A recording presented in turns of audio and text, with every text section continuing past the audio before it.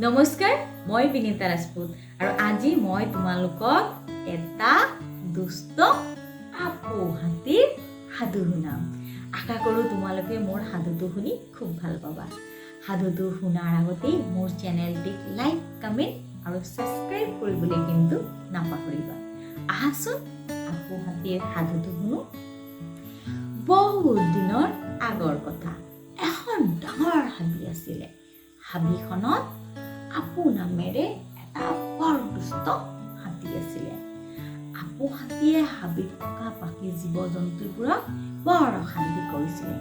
কেতিয়াবা সুৰত লেতেৰা পানী আনি চবৰে গাত ছটিয়াই দিছিলে আৰু কেতিয়াবা বিকট বিকট চিঞৰি চবকে ভয় খুৱাইছিলে।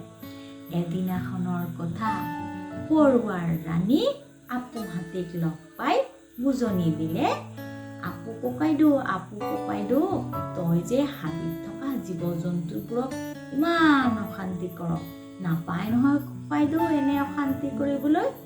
তেতিয়া আপুৱে পৰুৱাক, এইটি পৰুৱা মোক বুজনি দিবলৈ আহিছে, যা যা বুলি পৰুৱা ৰাণীক তাৰ পৰা অপমান কৰি পঠিয়াই দিলে। পিছদিনাৰ কথা, পৰুৱা ৰাণী গছ এজোপাৰ তলতে মনে মনে লুকাই থাকিল। যেতিয়া আপু হাতী সেইফালে দি আহিলে, তেতিয়া পৰুৱাই মনে মনে গৈ আপু হাতীৰ খঙত সোমাই খিটিক খিটিক খিটিককে কামুৰিবলৈ ধৰিলে। পৰুৱাৰ কামোৰণিত থাকিব নোৱাৰি আপু হাতীয়ে চিঞৰিবলৈ ধৰিলে, আইও কোনোবা কামুৰিছে, মোক বচোৱা, কোনোবাই মোক কামুৰিছে বুলি চিঞৰিবলৈ ধৰিলে। তেতিয়া সুৰৰ ভিতৰৰ পৰা পৰুৱা ৰাণীয়ে মাত লগালে, আপু ককাইদেউ, আজি তোক কেনে লাগিছে?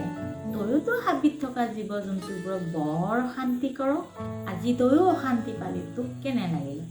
তেতিয়া আপু হাতীয়ে নিজৰ ভুল স্বীকাৰ কৰি পৰুৱা ৰাণীৰ ওচৰত ক্ষমা বিচাৰিলে যে আজিৰ পৰা মই আৰু কাকোৱে অশান্তি নকৰোঁ, চবৰে লগত মিলা প্ৰীতিকে থাকিম বুলি পৰুৱা ৰাণীৰ ওচৰত আপু হাতীয়ে ক্ষমা বিচাৰিলে।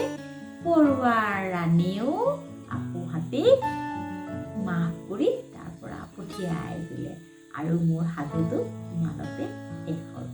ধন্যবাদ।